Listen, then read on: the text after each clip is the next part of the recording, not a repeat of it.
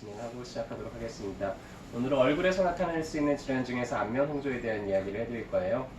통증을 일으키지는 않지만은 상당히 이제 얼굴에 붉어지면서 좀 타인들을 대하기가 약간 좀 민망해지고 이런 분들이 있는데요. 오늘 안면 홍조를 일으키는 원인들이 어떤 것들이 있고 또 어떻게 좀 한의학적으로 관리를 해나갈 수 있는지에 대해서 간단하게 좀 설명을 해드릴 거예요. 혹시 여기에도 계시나요? 한 번씩 이렇게 얼굴이 화끈거리거나 붉어져서 좀 이렇게 고생하시는 이런 분들 혹시 계시나요?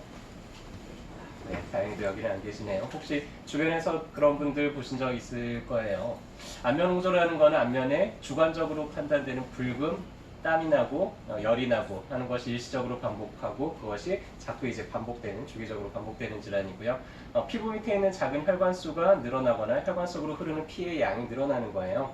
근데 얼굴은 좀 혈관이 붉어요. 붉은데 피부하고 좀 가까이 붙어 있습니다. 그러다 보니까 다른 신체 부위에 비해서 조금 더 이렇게 화끈거리고 붉어지기가 좀 쉬운 게 얼굴이죠.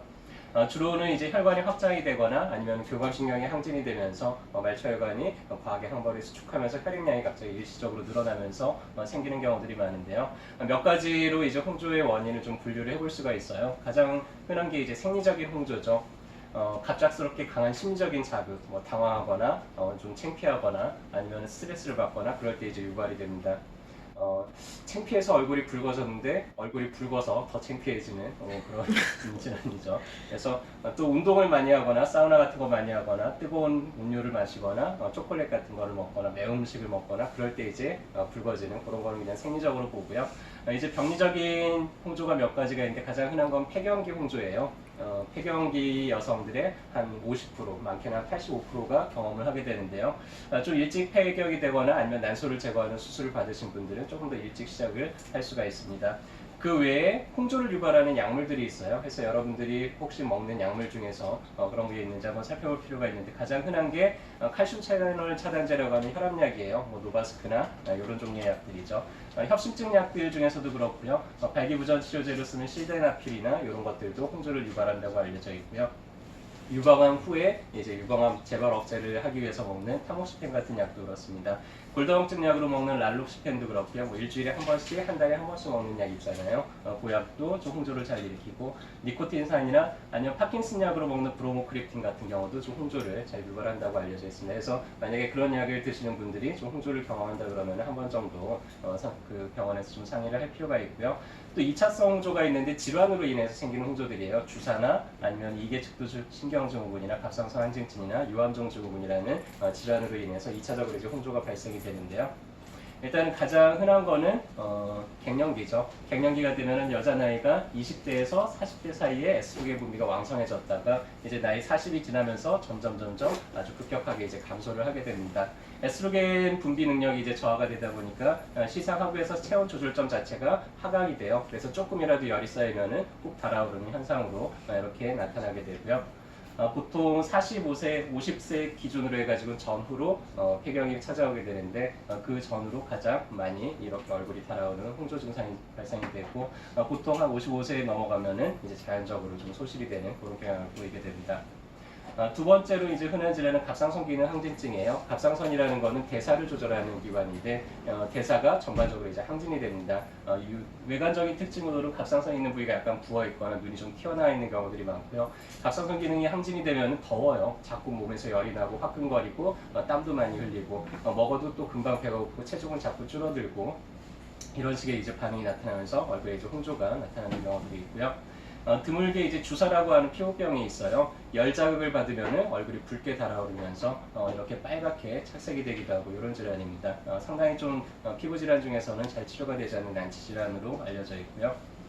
아주 드물지만 유암종 증후군이라는 게 있어요. 유암종이라는 거는 주로는 이제 소화기 계통에 생기고 혹은 일부 이제 폐에 생기는데 암 자체가 아주 천천히 자라는 그런 종류의 암이고요.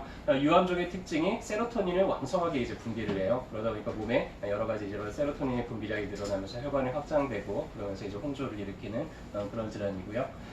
또 드물게 이제 이계측두신경증후군이라고 하는 게 있어요.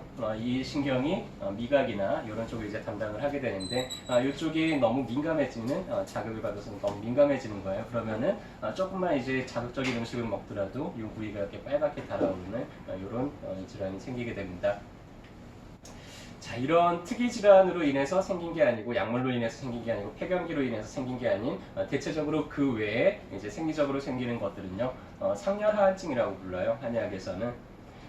우리가 정상적으로 순환이 잘 되는 사람들은 손발이 좀 따뜻하고 우리가 머리가 서늘하고 이러면 가장 건강한 상태라 그러죠.